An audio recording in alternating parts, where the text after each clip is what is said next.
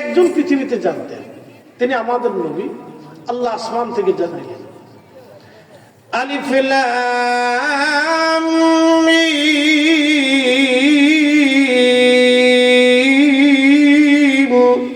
আল্লাহু আকবার।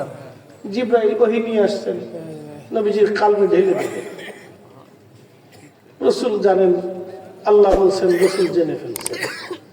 এগুলো হচ্ছে আল্লাহ এবং তার রাসূলের সাথে গোপন পাসওয়ার্ড। সুবহানাল্লাহ। সেনাবাহিনীতে যারা চাকরি করেন, যুদ্ধক্ষেত্রে একটা পাসওয়ার্ড থাকে। রানিং যুদ্ধ চলতেছে, বাংলাদেশের সেনাবহরের ভিতরে এখানে ৫,০০০ সৈন্য আছে। এই ৫,০০০-এর ভিতরে গোপনে পাসওয়ার্ড জানানো হবে। ওই সীমানার ভিতরে বাহির থেকে কেউ ঢুকতে চাইলে পাসওয়ার্ড বলতে হবে, অথবা সেনাদের ভিতরে কেউ যদি বাহিরে চলে যায়, ভিতরে আসতে চায়, তাহলে তাকে পাসওয়ার্ড বলতে হবে। তাও 10 সেকেন্ডের মধ্যে বলতে হবে, না বললে ফায়ার হবে, শেষ।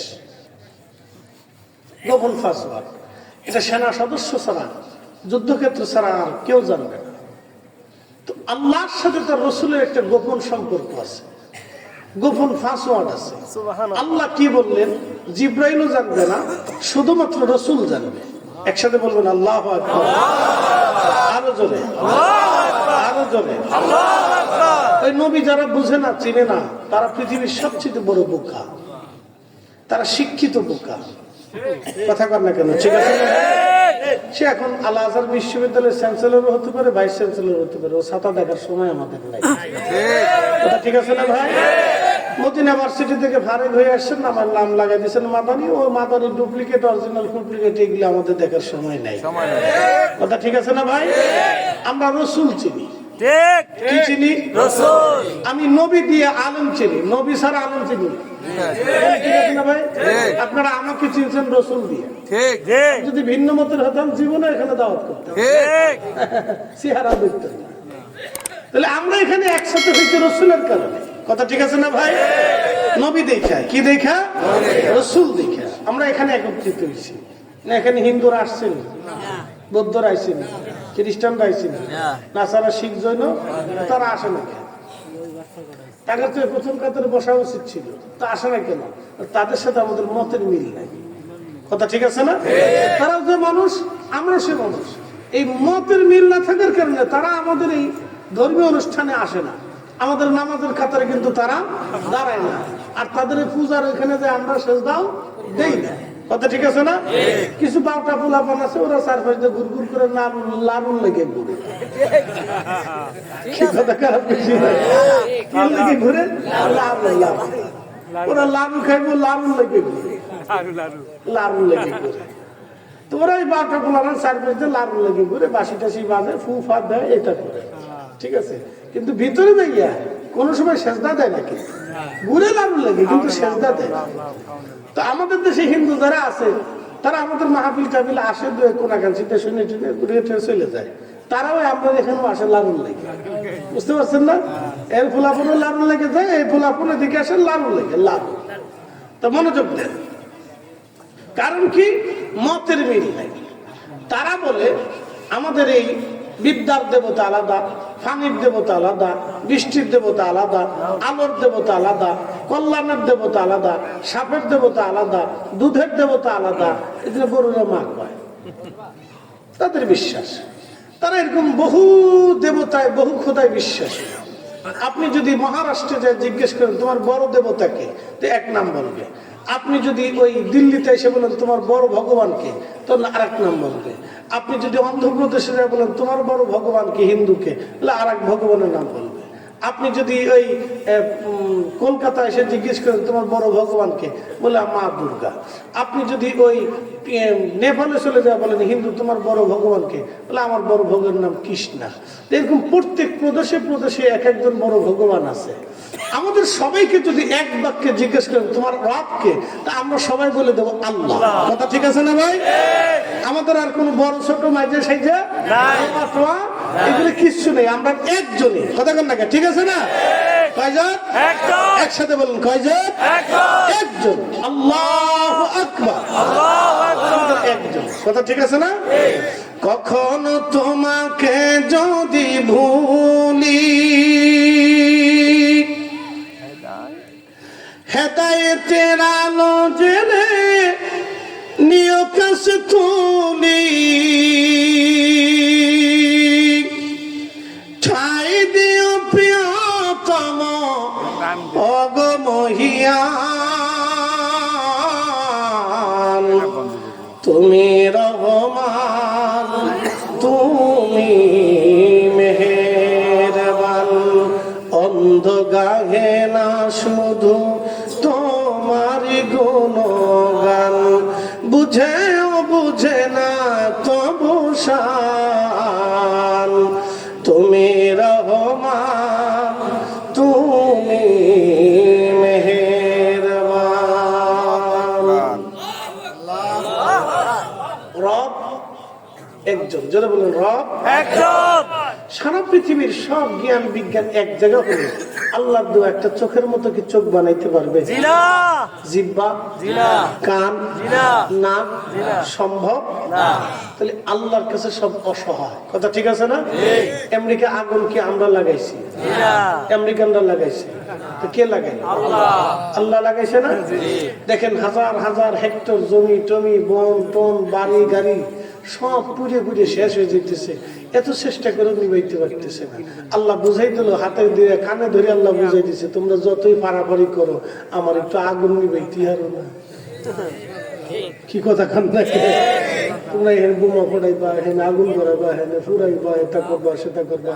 আল্লাহ একটু আগুন ধরে গেলে আগুন নিবা নিবা। এই আগুন যদি বাংলাদেশে ধরতো তাহলে কি হইতো? আল্লাহ আকবার। আমেরিকা ধরাই দিছে আল্লাহ। জানেন ওরা যত পরিমাণ গাজাতে বোমা ফেলছে তত পরিমাণ জায়গা আল্লাহ আগুন দিয়ে ওদেরকে পুরাই দিচ্ছে।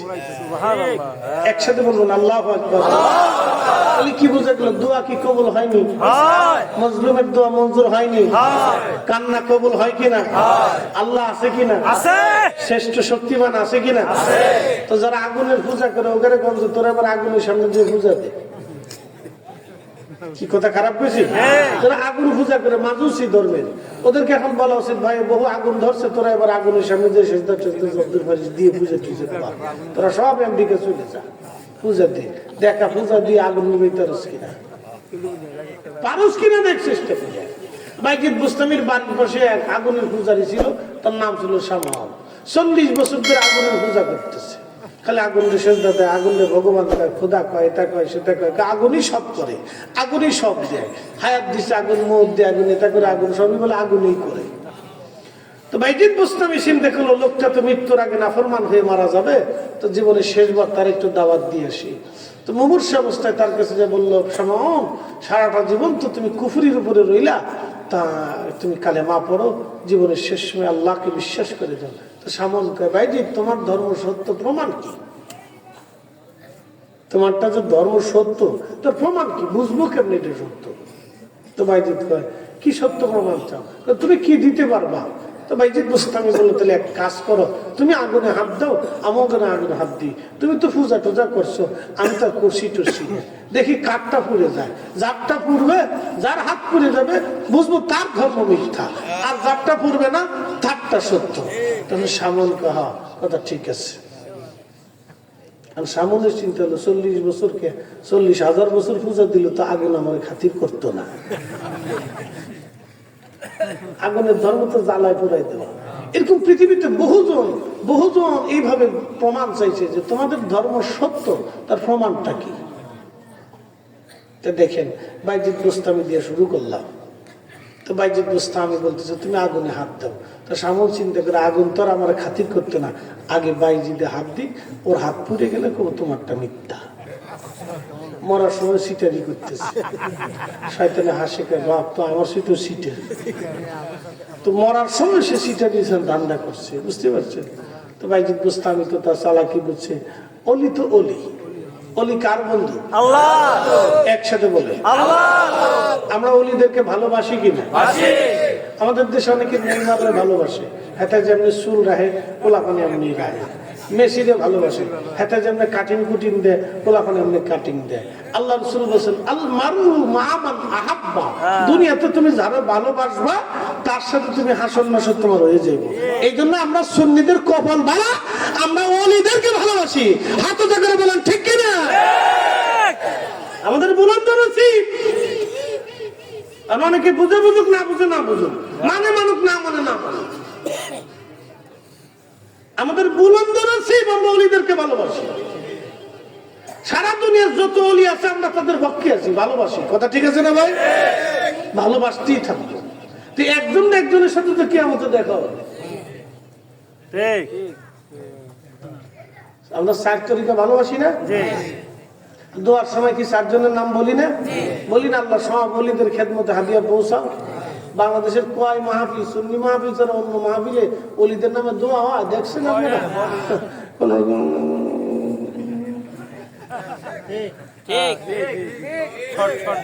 কথা ঠিক আছে না ভাই? যে পয়সা বেশি দেয় তার নামে একটু দোয়া, পয়সা করি না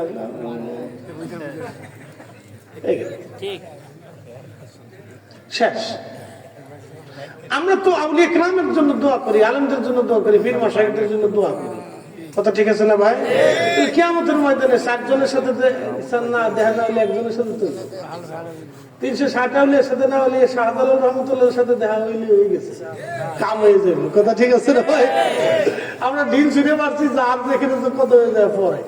কপাল কপাল কপাল, আর কপাল মালা এবলাবান মেশি টেশি মেশি হয়েছি ওইগুলোকে ফাড়াফাড়ি করিস না। এতারা বিয়ে করার আগে পোলা পান হয়,